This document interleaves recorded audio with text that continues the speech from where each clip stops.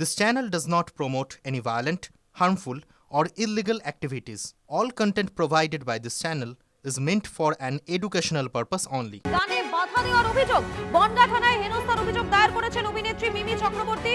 অভিযুক্ত তনয় শাস্ত্রী ক্লাবেরই কর্মকর্তা বলে জানা যাচ্ছে। আরো একবার জানাই আপনাদেরকে, লগ্নচিতার পর এবারে মিমি বনগাঁয় অনুষ্ঠান করতে গিয়ে হেনস্থার অভিযোগ উঠে আসছে। ক্লাবেরই এক কর্মকর্তার বিরুদ্ধে মিমির গানে বাধা দেওয়ার অভিযোগ। বনগাঁ থানায় হেনস্থার অভিযোগ দায়ের অভিনেত্রী মিমি চক্রবর্তী।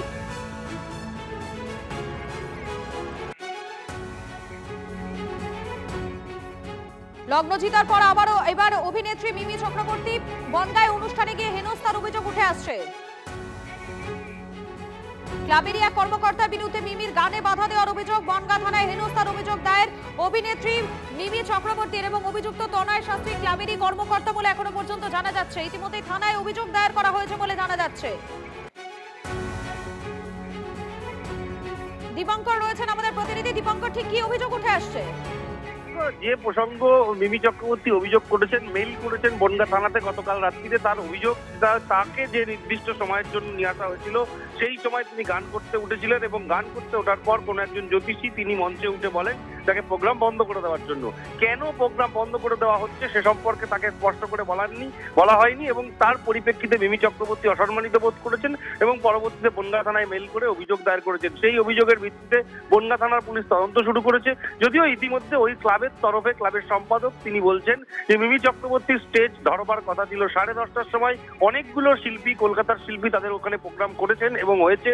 সেই জায়গায় 10:30টার জায়গায় উনি পৌঁছেছেন নাকি দেরিতে এবং তার পরিপ্রেক্ষিতে উনি 11:15টার সময় মঞ্চে উঠেছেন সামনে মাধ্যমিক পরীক্ষা এবং প্রশাসনের সঙ্গে কথা বলে ওরা মিমি চক্রবর্তীকে মঞ্চ থেকে নামিয়েছেন এবং প্রোগ্রাম শেষ করে দিয়েছেন। এখন বাস্তবিক কি সেটা কিন্তু স্পষ্ট তদন্ত হলে বোঝা যাবে। পুলিশের তরফে এই ঘটনার তদন্ত শুরু করা হয়েছে। মিমি চক্রবর্তী যে অভিযোগ করছেন সেটা ভয়ঙ্কর। তাকে মঞ্চে প্রোগ্রাম করতে ডেকে নিয়ে আসা হয়েছে, তাকে মঞ্চে তোলা হয়েছে এবং তার কিছুক্ষণের মধ্যেই তাকে মঞ্চ থেকে নামতে বাধ্য করা হয়েছে। এটা স্বাভাবিকভাবেই যে কোনো শিল্পীর কাছে অসম্মানের এবং সেই অসম্মানের কথাই তিনি পুলিশকে। তুমি আমাদের সঙ্গে থাকো, একবার দেখাই আপনাদেরকে সেই মুহূর্তের ছবিটা আপনাদেরকে দেখাই, দেখুন।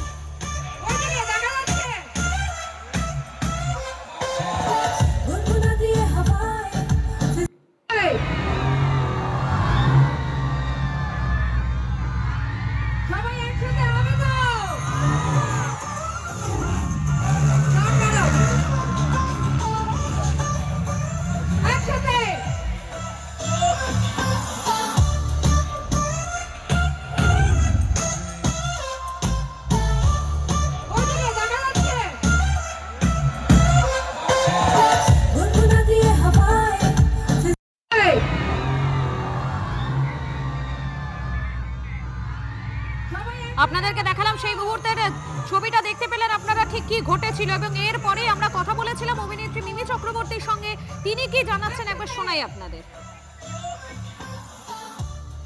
ক্যারিয়ারে এটা প্রথমবার হলো এই ঔদ্ধত্যটা, মানে এই ঔদ্ধত্য আমি কোনোদিন কোনো অর্গানাইজারের থ্রু থেকে দেখিনি, কোনোদিন দেখিনি।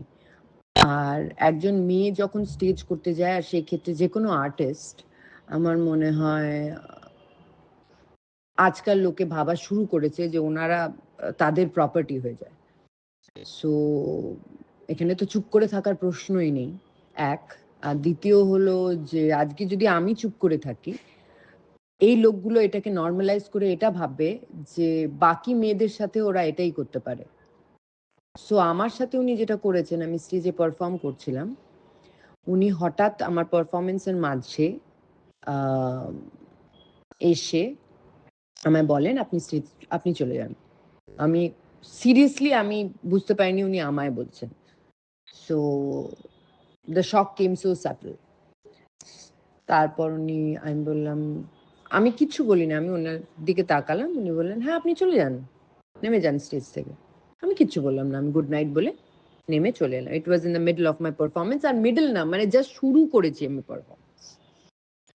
আর ওখান থেকে আমি বেরিয়ে থানার আইসিকে ফোন করি, তখনই এফআইআর করে দেওয়া হয়। আমি এটা শেষ দেখব। আপনারা শুনলেন অভিনেত্রী মিমি চক্রবর্তী তিনি কি বলছেন তার বক্তব্য আপনাদেরকে শোনালাম। এর আগে আমরা দেখেছিলাম লগ্নজিতা তিনি গাইতে গেলে সেক্ষেত্রে তাকেও বাধা দেওয়া হয়, সেই অভিযোগ উঠে আসে। আর সেই ঘটনার পর এবারে বনগাঁতে সেখানে অনুষ্ঠানে গিয়ে হেনস্থার শিকার হতে হলো অভিনেত্রী মিমি চক্রবর্তীকে। বনগাঁয় অনুষ্ঠানে গিয়ে ক্লাবেরই এক কর্মকর্তার বিরুদ্ধে মিমির গানে বাধা দেওয়ার অভিযোগ উঠে আসছে। আরো একবার দেখায় সেই মুহূর্তটা দেখুন।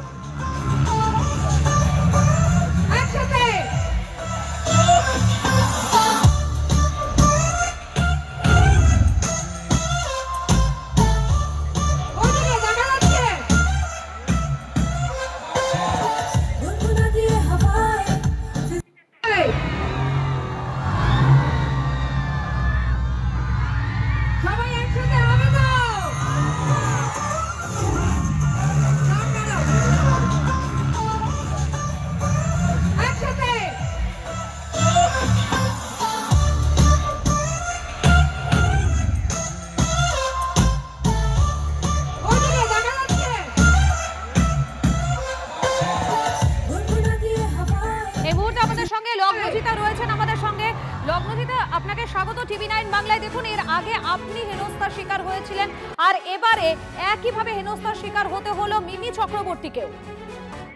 হ্যাঁ, আমি আপনাদের কাছেই প্রথম খবরটা শুনলাম, কারণ আমি নিজেই শো এর জন্য ট্রাভেল করছি, আমি জানি না কিছু। কিন্তু যদি এমনটাই হয়ে থাকে মিমি চক্রবর্তীর সাথে, তাহলে আমি তীব্র নিন্দা জানাই। আর কি বলবো বলুন, এরকম যদি রোজ এক জিনিস হতে থাকে তাহলে মানে আর কি বলবো, আমার সত্যি কিছু বলার নেই। আমি তো অবাক হয়ে গেলাম শুনে খবরটা।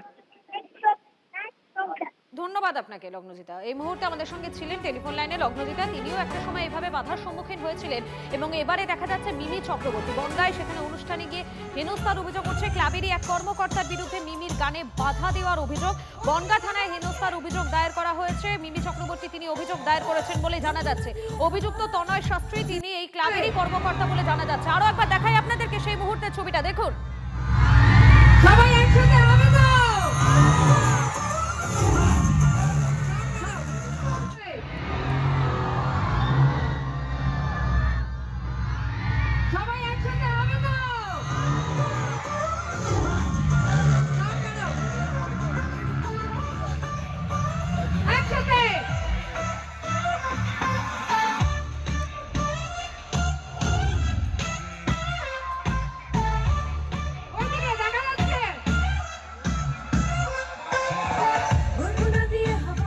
আপনাদেরকে দেখালাম সেই মুহূর্তের ছবিটা, আপনারা দেখতে পেলেন। আর এবারে আপনাদের শোনাই যারা উদ্যোক্তা ছিলেন তারা ঠিক কি বলছেন, তাদের কি বক্তব্য শুনুন একবার।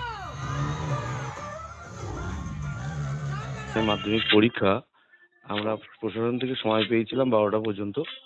তো ম্যাডাম এসছেন হয়তো 11:30, স্টেজে হয়েছে 11:15 উঠেছেন। তো আমরা প্রশাসনের যেহেতু শিডিউল আমাদের 12টা, তার জন্য আমরা ম্যাডাম প্রোগ্রাম করেছেন। তো আমরা সেই মতো অবস্থা, যেহেতু একটা পাড়ায় একটা কমপ্লেন যেতে পারে যে এত রাত হয়ে গেছে, এত বড় শিল্পী, তারপরে অনুষ্ঠানে কোনো বিঘ্ন যাতে না ঘটে, জানেন তো এত রাত হয়ে গেলে। তো সেই ক্ষেত্রে একটুখানি আমরা করে আমরা প্রোগ্রামটা স্টপ করেছি। যদি বলে থাকে তাহলে তো সেটা তো ঠিক না, কিন্তু আমার তো আমি পাশেই ছিলাম, কিন্তু মনে হয় যাই যদি বলে থাকে স্যার, দেখেন এটা এখন অত বড় শিল্পী, উনি একজন আমাদের মাননীয় এমপি, এক্স এমপি। তো সেক্ষেত্রে একটা অসম্মানজনক হতেই পারে, কিন্তু আমার মনে হয় না যে এরকম হয়ে যাই হোক। যদি হয় তার জন্য আমরা ক্লাবের পক্ষ থেকে আমরা ক্ষমা প্রার্থী। আপনাদের শোনালাম কি বলছেন উদ্যোক্তারা, উদ্যোক্তাদের বক্তব্য আপনাদেরকে শোনালাম। আপনাদের মনে থাকবে এর আগে লগ্নজিতা তাকেও কিন্তু একইভাবে হেনস্থা করা হয়েছিল বলে অভিযোগ উঠে এসেছিল। আর এবারে সেই ঘটনার রেশ কাটতে না কাটতেই বনগাঁতে সেখানে হেনস্থার শিকার হলেন অভিনেত্রী মিমি চক্রবর্তী। ক্লাবেরই এক কর্মকর্তার বিরুদ্ধে মিমির গানে বাধা দেওয়ার অভিযোগ।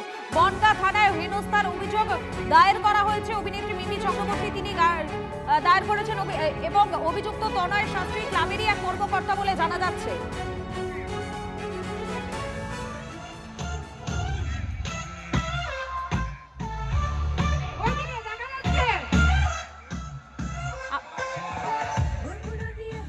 আমি আরো একবার চলে যাবো আমাদের আমাদের প্রতিনিধি দীপঙ্কর রয়েছেন। দীপঙ্কর, অনুষ্ঠান তো ভালোই চলছিল, যা মনে হলো মিমি চক্রবর্তী অভিনেত্রীর যে ছবিটা এই মুহূর্তে দেখাচ্ছি আমরা, সেখানে দেখা যাচ্ছে তিনি তো হাসি খুশি ভাবেই মঞ্চে উঠলেন, দর্শকদের উদ্দেশ্যে তিনি বলছেন যে একসঙ্গে সবাই মিলে গান গাওয়া হোক, কিন্তু তারপরে হঠাৎ করে কিভাবে ছন্দপতন হলো?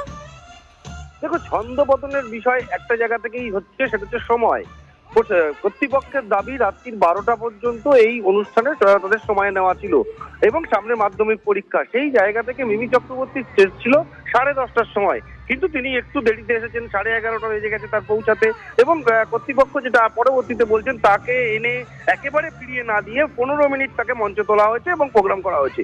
কিন্তু একজন শিল্পী যখন এরকম ভাবে প্রোগ্রামে আসলেন, মিমি চক্রবর্তীর মতন শিল্পী, তিনি মঞ্চে উঠেছেন, তাকে এইভাবে নামিয়ে দেওয়া এটা স্বাভাবিকভাবেই কিন্তু একজন শিল্পীর কাছে অসম্মানের, এবং সেই অভিযোগটাই তিনি করেছেন।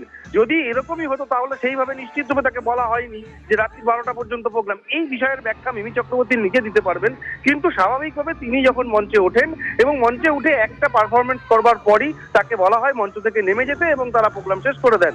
এবং কর্তৃপক্ষ যেটা বলছেন, তার সাথে সঙ্গে পুলিশেরও প্রাথমিকভাবে ভারবালি কথা হয়েছে, রাত্রি 12টার পর আর এই প্রোগ্রাম।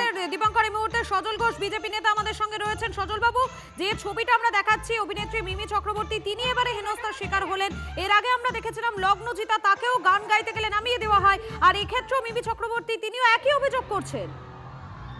না, ব্যাপারটা হচ্ছে দেখুন, এটা হেনস্থা বলতে পারেন, কিন্তু লগ্নজিতা সঙ্গে এই সমস্যাটাকে কখনোই এক করে দেখা উচিত নয়। এখানে কেউ মিমিকে বলেনি সেকুলার গান গাও, এখানে কেউ বলেনি সেকুলার গান গাও। এখানে আপনাদের মাধ্যমে যতটুকু জেনেছি, কেউ বলেছেন যে ওরা হঠাৎ লেখাপড়া প্রবণ হয়ে গেছে, যে এখন মাধ্যমিক পরীক্ষা আছে, রাত্রি 12টার সময় ফাংশন করা উচিত নয়। যদি আক্ষরিক অর্থে দেখেন এবং বাস্তবিক অর্থে দেখেন, সেটা উচিত নয়। এবার তারা সেটা, এই শব্দটাকে তারা হাতিয়ার হিসেবে ব্যবহার করছে, নাকি পুরনো কোনো কাটমানির হিসেবে গন্ডগোল আছে, এটা তো বলা মুশকিল। কারণ মিমি চক্রবর্তী তো আর আমাদের অনুষ্ঠানে গিয়ে গাইবে না, স্বাভাবিকভাবে ওর জ্ঞাতিদের অনুষ্ঠানেই গাইবে। তো সেই জ্ঞাতিদের অনুষ্ঠানে গাইতে গেলে তাকে যদি কেউ বলে যে তুমি এবার নেমে পড়ো, রাত্রি 12টা বেজে গেছে, সে থানায় যাবে কেন?